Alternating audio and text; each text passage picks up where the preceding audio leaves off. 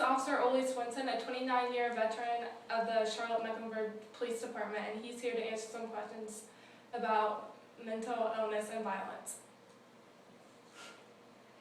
Do you feel like there has been an increase in the violence among the mentally ill since you became a police officer 30 years ago? Yes, I do.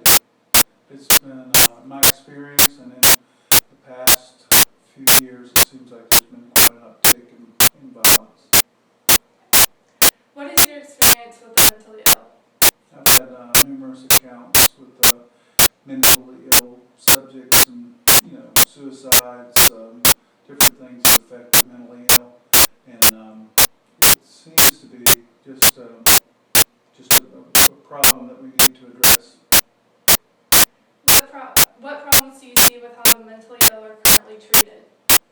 Well, it seems to me that the mentally ill now are only treated with medicine and therapy, and sometimes I think that some of them need to be institutionalized as rather than just been medically or treated with medicine. Okay. Approximately how many times per week did you deal with somebody who was mentally ill and violent? Well, not on a weekly basis, but probably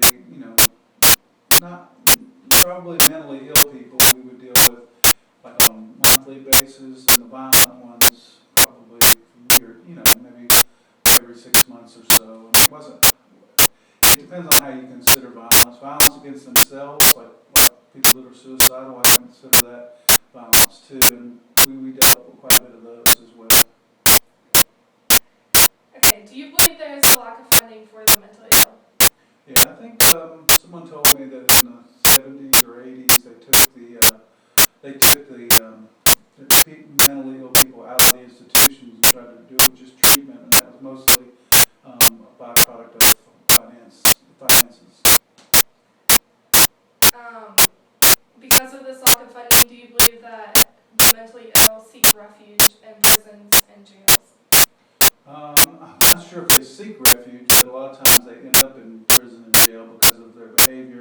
Causes people to get arrested for either violence or different things. I wouldn't say that. I wouldn't go as far as to say that they actually seek it. I say that they end up there because of their actions, because they're not taking their medicine, and because they potentially dangerous. Okay, last question. What would you change to decrease the amount of violence among the mentally ill? I think we need to develop a system where the mentally ill are maybe treated with either long-term medicine and maybe like a time lapse medicine, if that's how we're going to treat them, or we need to go back to maybe in severe cases putting them in institutions